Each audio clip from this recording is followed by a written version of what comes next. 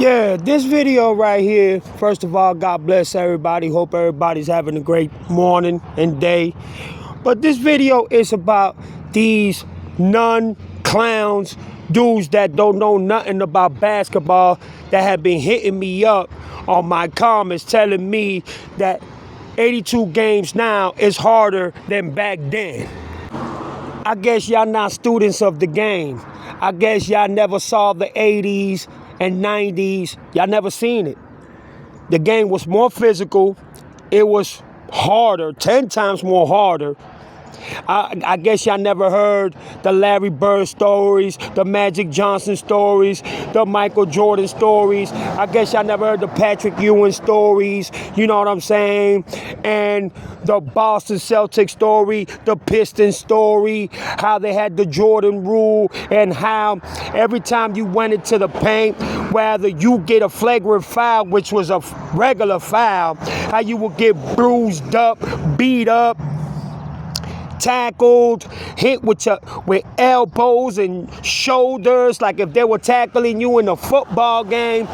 And this is the nonsense that Mr. LeBron James says with LeBron Honey Dipper Jock Sniffer on my left-hand side, and decided not even to tell him, yo, nah, bro, you dead wrong. The 80s and 90s were way harder. It was more physical. But LeBron James even implemented things about,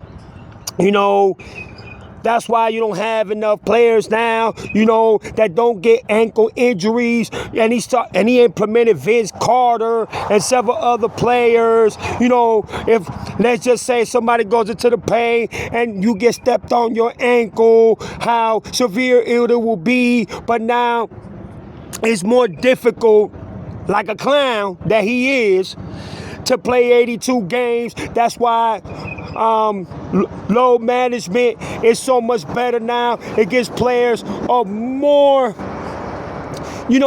type of adversity to where they can relax, they could take some time off so they could come back with less injuries. I mean, it was just all bullshit. And as you can see here, I put the 80s players, you know what I'm saying, that actually understand what it is to get bruised up, beat up, get hit in the face, get hit in the head, get hit in the shoulders. You know what I'm saying? Like Paul Pierce said, you know what I'm saying? The defense was elite back then. Just like Kevin Garnett says, man, this soft era today can't compare to the 80s and 90s, man. Ain't no way. And I put more information on why I feel that the game back then was much more of a defensive game, and it was a more physical and harder game. You know what I'm saying? They didn't have it like they had it back then. And the funny thing about it is that players nowadays, they take more days off, they complain more, they suffer these sister-ass injuries, and they get paid way more than the players from the 80s and 90s who had it 10 times harder than the players of today in the sister-ass era that we call basketball today. It doesn't make no sense. And I also put here from the 80s and 90s players that usually throughout their career, 9 seasons, 10 seasons, and more seasons, played 82 games. No matter what injuries they had to succumb, no matter if they had a ACL or meniscus or what LeBron James had, or a twisted ankle or a broken fucking finger like Kobe Bryant did several times, they went out there and fucking played their asses off. While the Lakers in their bubble championship got a hotel with a private basketball resort to go practice, the Boston Celtics in the 80s, they got stuck in a snowstorm. They stayed in the airport, had to eat hot dogs. Instead of them going straight to the hotel, they went straight to the fucking court and played the game, knowing they were tired, beat up, and got paid paid less of what these bozos do today in the NBA. So I don't want to hear none of these comments where people are sending me, man, this era's way harder, bro. You a clown, dude. You don't know. Look at the pace of the game today. Man, the pace of the game is sissified.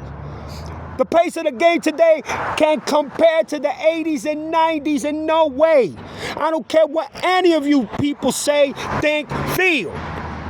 And for those of you who are not a student to basketball or who didn't solve the 80s and 90s, don't comment. Just skip my channel and skip the comment section because I'm gonna blaze your ass. You people are so stupid into thinking that now because of low management and because they taking care of players more, that it's a harder era to play basketball? Are you kidding me, bro? Don't you know that Michael Jordan, main example, they had something that was called the Jordan Rule. Man, they used to punch Jordan. They used to hit Jordan in the head, in the forearm. They cut his eye. They broke his nose like they did with Scottie Pippen. Man, Dennis Rodman could tell, because he was with the bad boy Pistons. Just like Larry Bird. You know what I'm saying? Reggie Miller, Patrick Ewing, Hakeem Olajuwon. So many greats, bruh.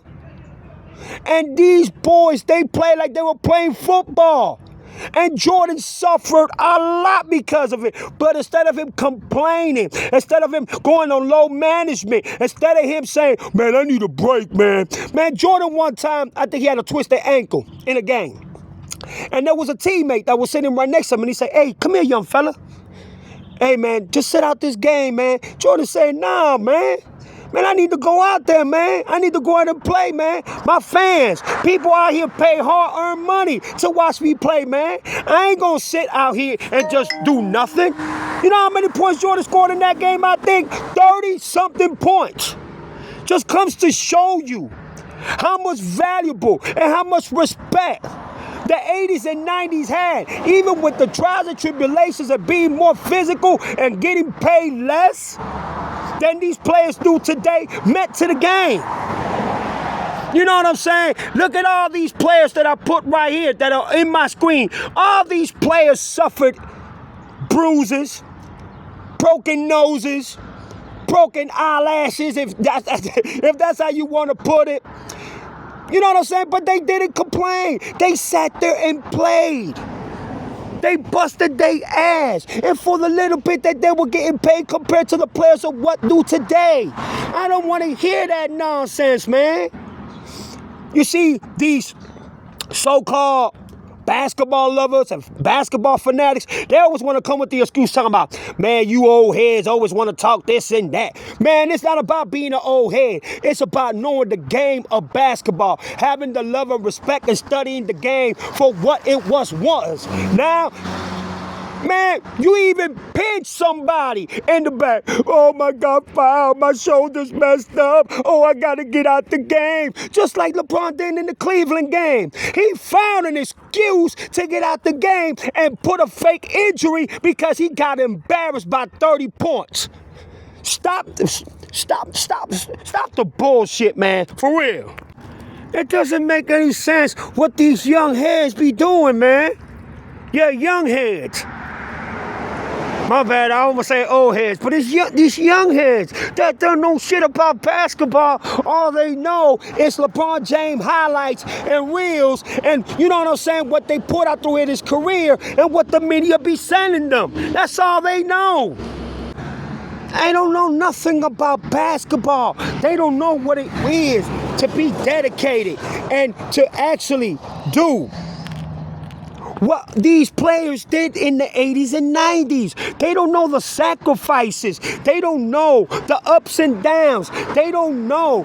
You know what I'm basically just saying? They don't know anything of what these players had to go through. And they have no type of load management at all. There was no excuses. And if you even complain about that load management shit, the coach will sideline you on the bench. You will be suspended or you will be fined. Now, Adam Silver, yeah, go ahead. You know, LeBron James said that load management is okay. So, you know, you can go ahead and take a couple of weeks off. Don't worry about it. We're still going to pay you your $233 million contract, you know. So just, you can sit as long as you want. And trust me, you'll be fine. And as you can see, all these players that I put here, all these players, especially Shaquille O'Neal. Shaquille was a fool when he wanted to foul people. I'm talking about he pushed them. Man, look here, man. Come on, man. Come on. The times that him and Charles Barkley got into fights, the time that Reggie Miller, Michael Jordan got into fights, the time that the New York Knicks went at it with the Chicago Bulls, plenty players going at it, or Michael Jordan and the Bulls going at it with the Indiana Pacers and Reggie Miller and them, the New York Knicks against the fucking Boston, or the Lakers against the Boston, and other teams going at it like rebels at each other. They didn't care. And they got paid 10 times less than these players do today. And they never complained because of the love of basketball that they had. 82 games to them meant more than hundreds of millions of dollars. And if it wasn't for Michael Jordan opening the doors in Nikes, these players wouldn't even receive half of what they get today. LeBron is the biggest clown for lying. That's all he does is lie and lie and lie. And people that don't know the game of basketball accepts it, respects it, and you know what I'm saying? They accommodate to it. Why? Because they're just as lost and blind and selfish as LeBron James. But LeBron James knows because he saw Michael Jordan play. He saw Kobe play. He watched Patrick. He saw, what's his name, Charles. He watched Karl Malone.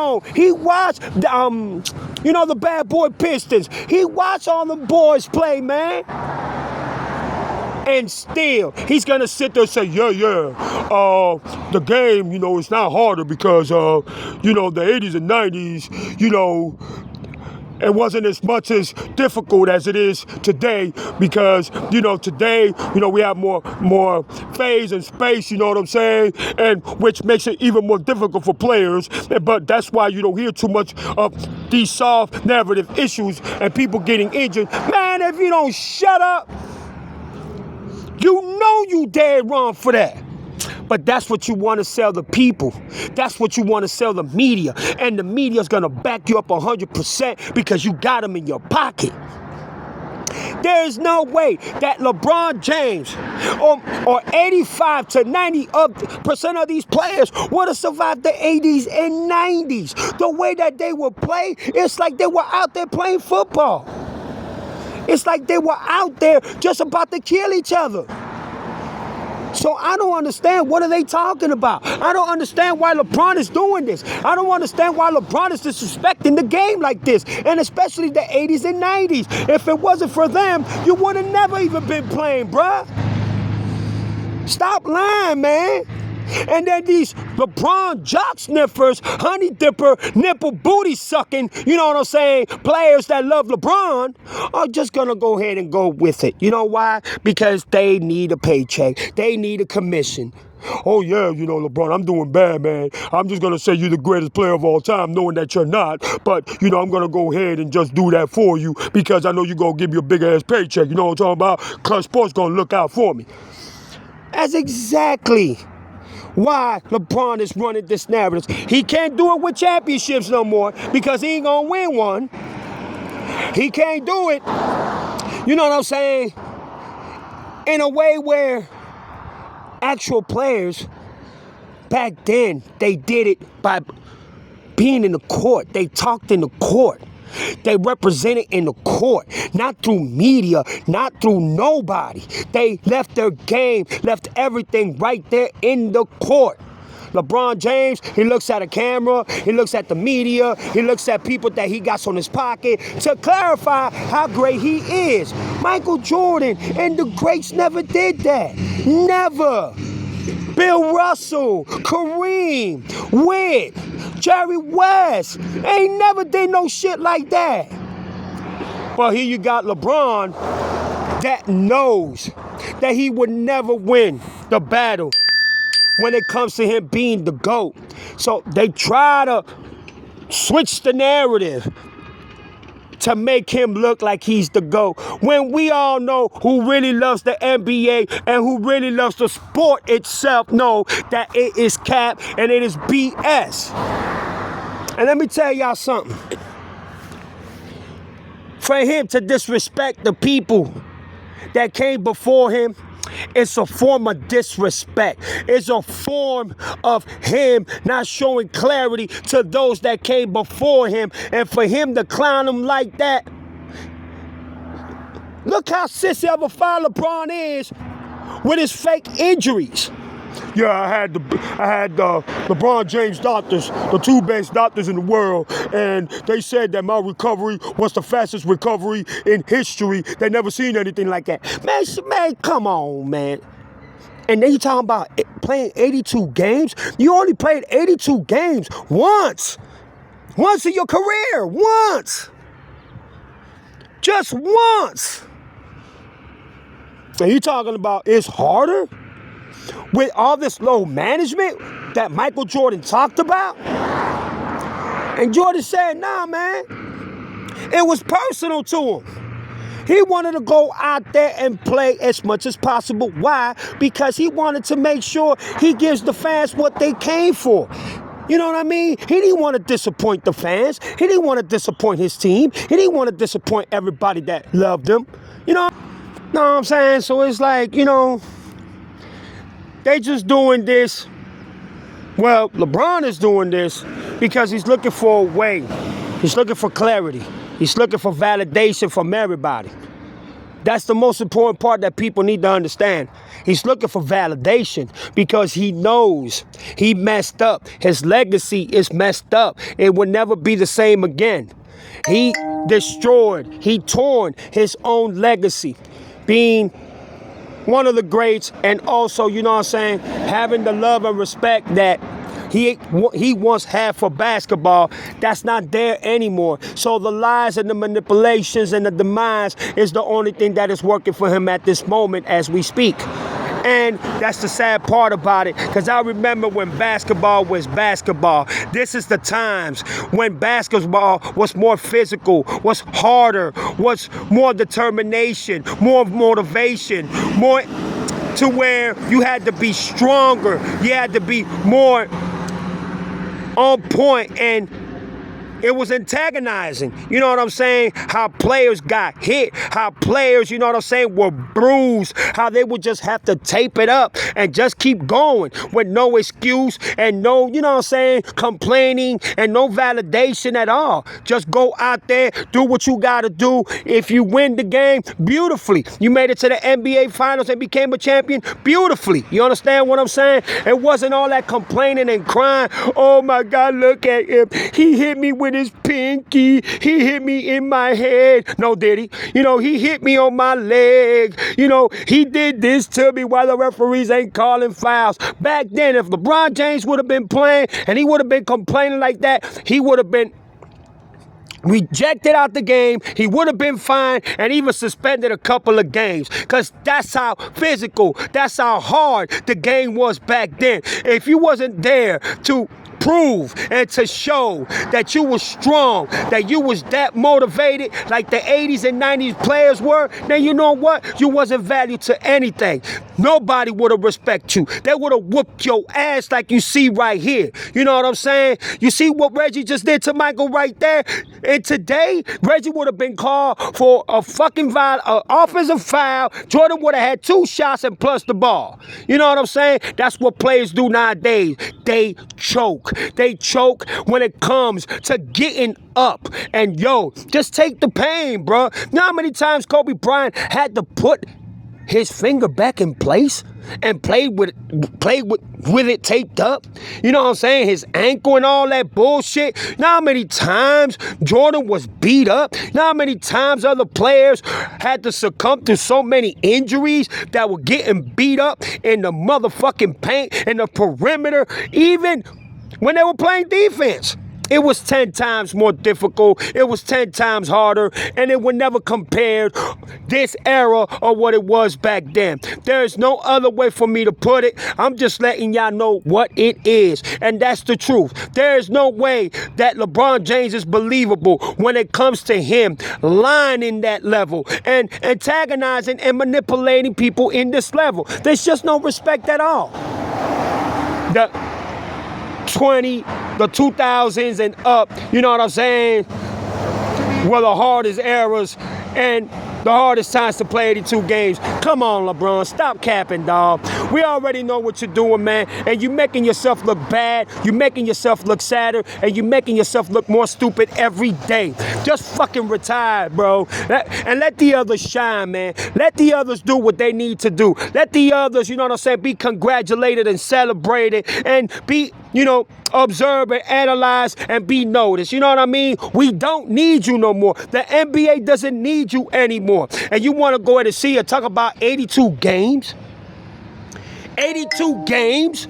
You only played it once in your career. So you can lie to your fans.